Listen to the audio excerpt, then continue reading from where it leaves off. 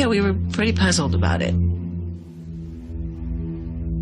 Then one day, Ron Ortega brought a set of old photos home, and something even more remarkable occurred. And I said, oh, look, look at this old photograph.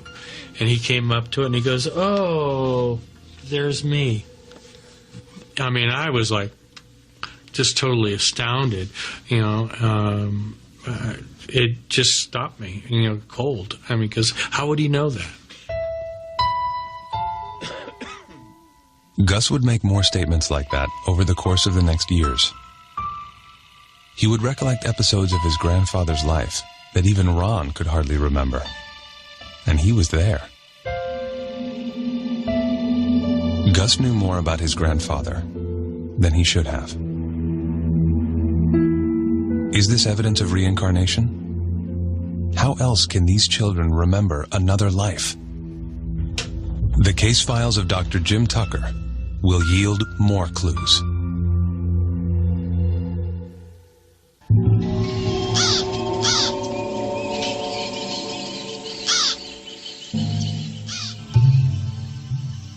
Sri Lanka. On his way to investigate claims of reincarnation, Professor Haraldson and his translator finally arrive at the home of Dilukshi Nisanka.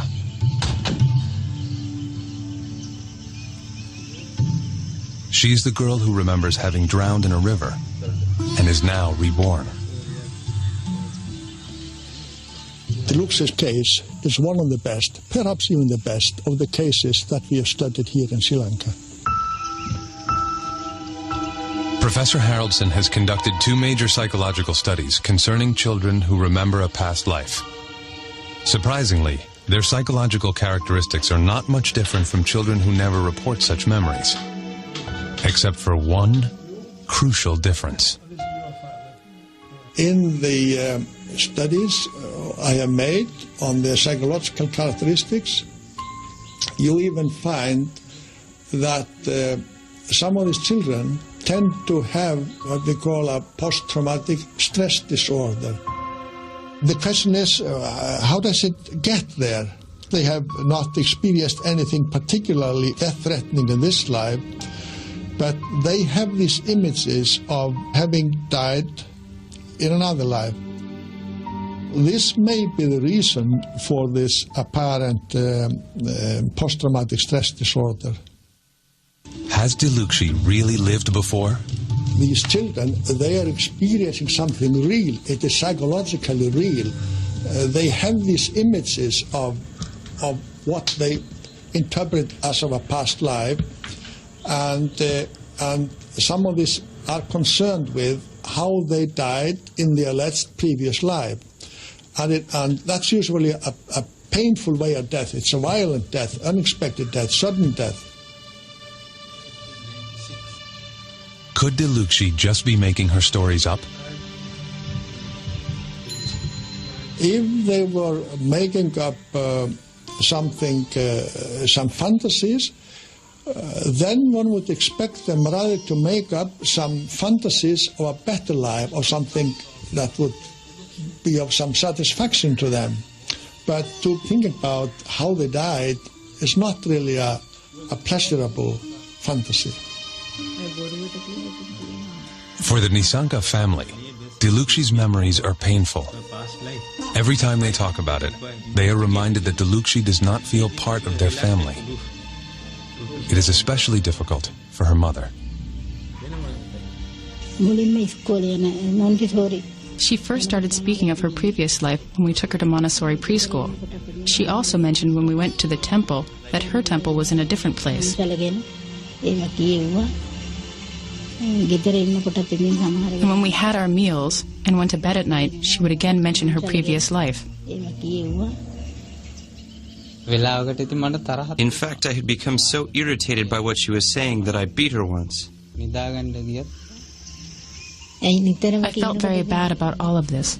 Dilukshi was constantly speaking about her previous family. It felt as if she was condemning me for being a bad mother, for not looking after her properly. Could she tell us what it is that she still remembers? There was a footbridge across the stream near my house.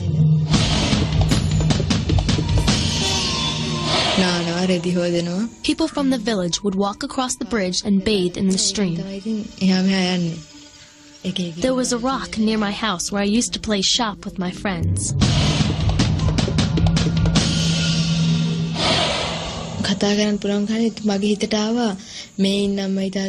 I have always felt that I don't belong in my present family. Their furniture and belongings are different from the family I remember. I remembered very clearly the clothes and goods of my previous family. From my earliest memories, I felt like an outsider, and that I must do whatever I could to find my real family.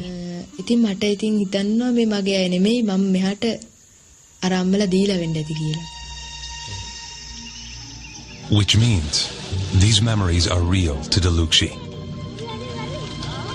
The day I died, I went to the stream to swim with a friend of mine.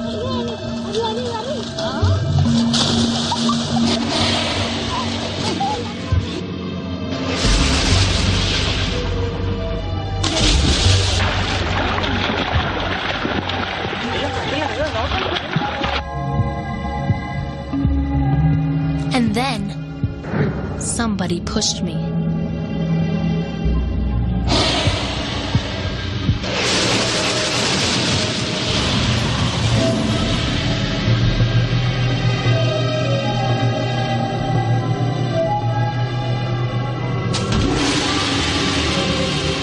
I was in the water when I died. When I was Grandpa Augie, I died in the hospital.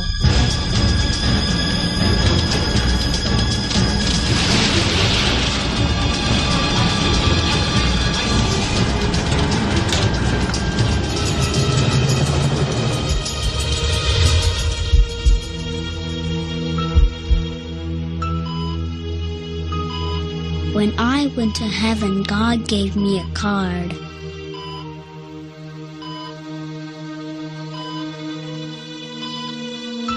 Everybody with a card like that is allowed to come back.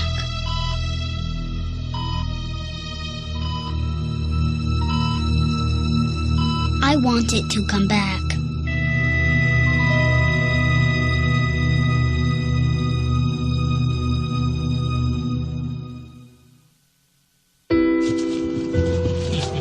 The Ortega home in Colorado. Jim Tucker from the University of Virginia cannot just reject what little Gus has to say about a previous life. There are certainly a lot of people who will simply dismiss this work because it disagrees too much with their assumptions about how the world works. But to dismiss something because it disagrees with your assumptions is really not very scientific. So we have this phenomenon, and we have the evidence that it's involved with this phenomenon. So the scientific approach is to explore it and learn all we can about it. The Ortega home in Colorado. Dr. Jim Tucker is interviewing Gus Ortega. Gus claims to have lived before as his grandfather. And how about your grandmother? Yeah. And were you a little boy when you were doing that, or was that when you were big? That's when you were big? Is Gus telling the truth? Tucker has no way of knowing. That is why the most crucial information in many cases come from the parents. Jim Tucker interviews Kathy and Ron Ortega. Standard procedure. And when was the next time that he said something that suggested he had information, that he knew things about your dad? Gus said, I had a sister, but she died.